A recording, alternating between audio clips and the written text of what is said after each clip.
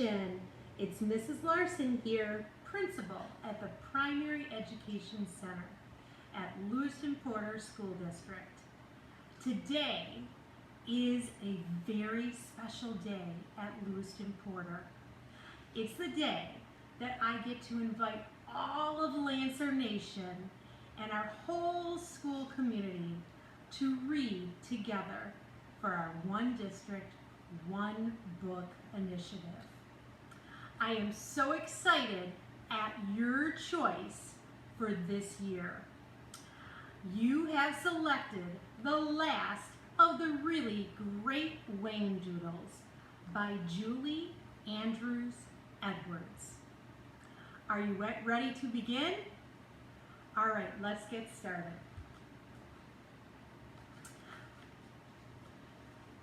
It was a crisp, sunny October afternoon, and Benjamin, Thomas, and Melinda Potter were visiting the Bramblewood Zoo. They hadn't particularly wanted to visit the zoo, but Mrs. Potter had been very firm about it. Daddy has been working extremely hard, she had said, and I think he needs an afternoon of peace and quiet. Here's some money. I suggest you go to the zoo. There was no arguing with Mrs. Potter in this mood, so the three children had dutifully taken the bus from the stop at the corner of their street and had ridden it through the pretty university town of Bramblewood as far as the zoo. Although it was the end of October and very cold, the sun was shining brightly from an unusually clear sky. Only a few clouds on the horizon gave a hint of possible rain. Late autumn leaves blew along the pavement and rolled in through the main gates of the zoo, as if inviting the children to follow. On this lovely Sunday, the place was crowded with visitors, and there were popcorn sellers, balloon vendors, and a man pushing a yellow cart piled high with toys. Children yelled happily as they scampered to rides and to the animal cages. In spite of their early reluctance to venture out, Benjamin, Thomas, and Lindy had to admit, now that they were there, that the zoo didn't seem a bad place to visit after all. I want to see the tigers, Tom announced. I want to see the donkeys and the ducks, countered Lindy. Donkeys and ducks, Tom scoffed. Anyone can see a donkey or a duck, and you don't have to go to the zoo for it. That's just a waste of time. I know, Lindy replied. I just feel like seeing a donkey and a duck today. I don't know why. Oh, look, if we're going to spend the afternoon trailing around looking at animals like that, well, we're not, Ben interrupted firmly. He was used to his younger brother and sister squabbling with each other. We're going to see the elephants first, because I'm the oldest and I'm in charge. Come on. The children visited the elephants and then the lions and the tigers. They slowly moved on to see llamas and leopards and rhinos and reindeer, crocodiles and hippopotamuses and brown bears and polar bears. They watched the performing seals, and Lindy saw 3 ducks and 12 penguins, which made her very happy. Tom suggested that they visit the aquarium. They wandered through the dim corridors where only light came from the many illuminated tanks in which turtles, sharks, eels, and other underwater creatures were to be seen. It was gloomy and damp inside. Lindy was very glad when Ben chose to go to the reptile house. But she clung tightly to his hand as she gazed at the cobras and the rattlesnakes and a giant, you guessed it, python. And my friends, look who has just arrived. That's right, this is Mrs. Larson's python. It's not too giant, but it is a beautiful snake. His name is S'mores. Maybe you can tell how he got his name. He's got the coloring of a perfect s'more, with brown chocolate coloring and white for the marshmallows, and even a little graham cracker brown mixed in. So my friends, this is my friend that is going to read with us for the rest of chapter 1. All right, let's continue. Let's see. Okay. There we go. Let's see if S'more will.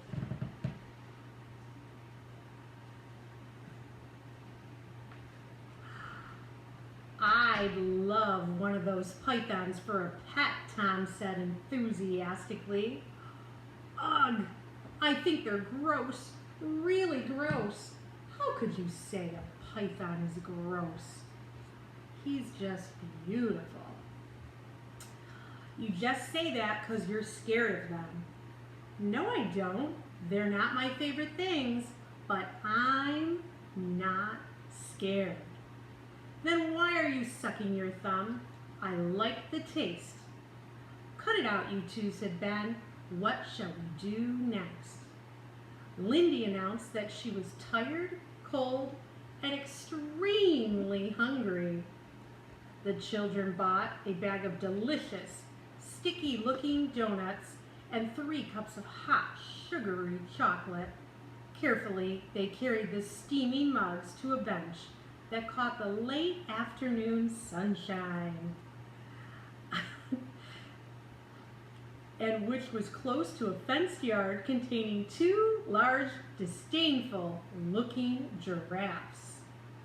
Lindy had no sooner sat down than one of the giraffes spotted the donut she had in her hand and immediately undulated towards her on spindly legs, looking as though his knobby knees would buckle beneath him at any moment. The animal lifted his long neck over the wire netting and brought his face to within inches of Lindy's, just as she was about to take a large mouthful of her donut. The giraffe and the child gazed at each other with serious concentration for just a moment. Then Lindy solemnly said, "No," and moved herself and her donut farther along the bench out of the giraffe's way. That's really an extraordinary animal, mused Ben as he watched. Imagine being born with a long neck like that. Imagine being able to reach the tops of trees quite easily. I'd like that, said Tom. You could see the world from up there. I like giraffes a lot. Lindy spoke with her mouth full. If you could have any animal out of the zoo, which one would you like to take home? Ben suddenly asked, well, the python, of course. Gross, said Lindy. I'd have a penguin. What would you have, Ben? I don't know. Ben thought about it as he sipped his hot chocolate. I'd like something unusual. An orangutan, perhaps? Or an anteater? Maybe even a gorilla. You'll excuse my butting in, said a voice immediately behind the children. But if you're looking for something really unusual, have you ever considered a whangdoodle? The children spun around.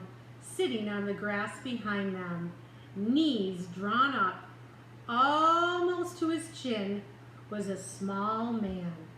He was holding a rolled umbrella made of clear plastic. "I beg your pardon, sir," Ben said. "Did you say something?" "Yes, I did. I said, have you ever considered a whangdoodle?" The little man got up slowly. He had a round, cheerful face with bright blue, sparkling eyes, and the few hairs still growing on his balding head were long and gray and flying in all directions. He wore an old brown sports jacket and a blue checked shirt with a purple-yellow spotted scarf tied in a casual bow. He had a shabby brown trousers, an old hat, but highly polished shoes. Ben said, "Excuse me, but I don't think I've ever heard of a whangdoodle, sir."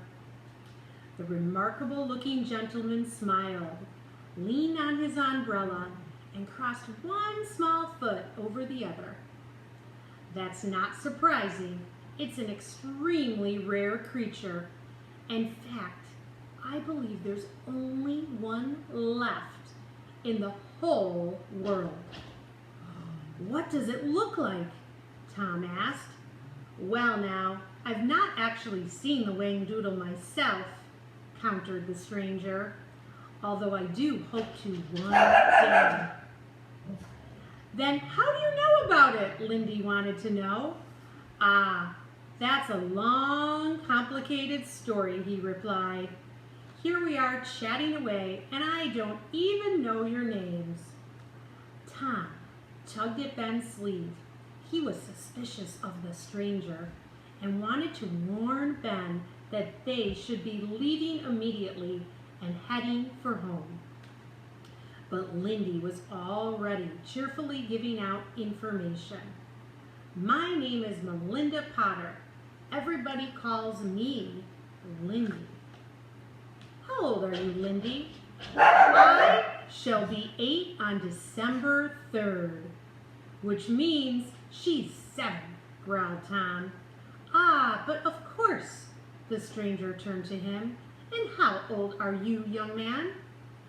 10. My name is Thomas Potter." "And I'm Benjamin Potter," Ben offered. "I'm 13. "What about you? What's your name?" Tom wanted to know. The stranger placed a hand on his forehead. "Goodness me, what is my name?" "It seems to have escaped me for the moment." Lindy giggled. Tom nudged Ben hard and jerked his head as though to say, "Let's get out of here." "But it's really of no importance," continued the man. "What is important is that this is the most pleasant afternoon, and if I'm not mistaken, it is only 2 days before Halloween, is it not?" Lindy gave a little hop of excitement. "Do you know what I'm going to be when we go trick-or-treating?" "Let me see if I can guess." He looked thoughtful.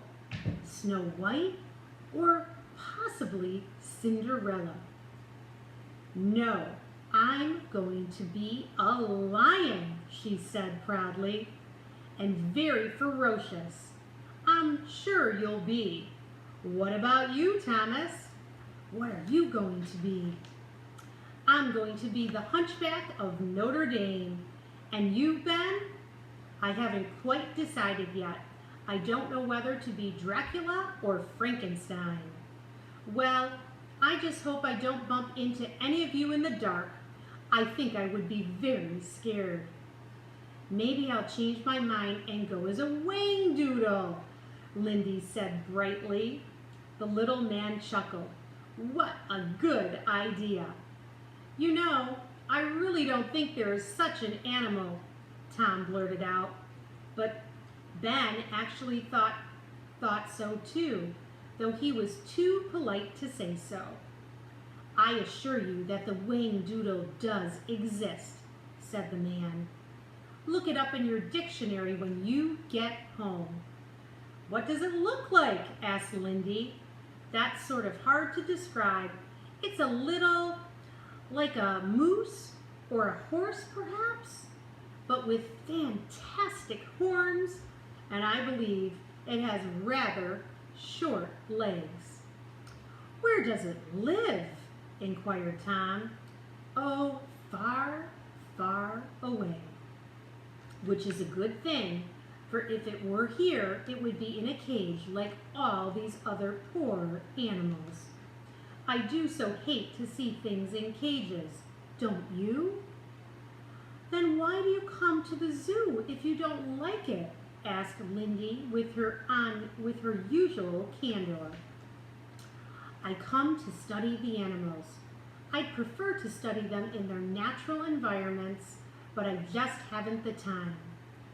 Ben suddenly remembered to look at his watch. Gosh, we're late. You'll have to excuse us, sir, but we have to go now, or we will miss our bus. The little man took a large watch from his pocket. Yes, it is late, he said, and we'd better hurry, because it is going to rain. He unfurled his umbrella with a flourish and opened it over his head. Large yellow butterflies were painted all over the clear plastic. Allow me to escort you, he said, and walked briskly towards the front gate of the zoo. Lindy fell into step behind him. I love your umbrella, she said admiringly. I bought it because it's cheery and it makes people look up. Have you noticed how nobody ever looks up? The man's voice was suddenly irritable. Nobody looks at chimneys or trees against the sky or the tops of buildings. Everybody just looks down at the pavement or their shoes. The whole world could pass them by and most people wouldn't even notice. Ben and Tom discovered that they were looking at the pavement as he spoke. Quickly, they lifted their heads up to the sky, only to get wet faces, for it was beginning to rain. They also bumped straight into Lindy and her escort, who had come to a sudden halt.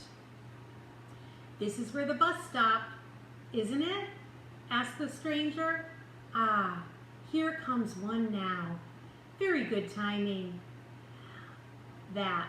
I hate to waste time, don't you? Visitors from the zoo were running for the bus or for their cars. Umbrellas seemed to be popping up everywhere. People who didn't have umbrellas went scurrying up by with newspapers on their heads or their coats buttoned up tight. You see what I mean, said the man. None of them look up, ever. He helped the children onto the bus. It has been a great pleasure meeting you all. A most happy afternoon. He waved a red handkerchief at the bus as the bus pulled away from the curb. Goodbye, goodbye, he called after them. There was a sudden, terrifying sound of rubber tires skidding to a stop and the blaring sound of a car horn. Tom, Ben, and Lindy turned quickly in their seats and looked out of the back window of the bus. The little man was standing in the middle of the street, apologizing to a taxi driver who had nearly run him down. I'll bet he was looking up, grinned Ben. The bus turned a corner and the scene disappeared from their view. And that, my friends, is the first chapter of the last of the really great Wang Doodle. I hope you enjoyed this first chapter and continue to read with us as a whole Lancer nation. And remember, pets like to be read to also. So enjoy this adventure that we are taking together.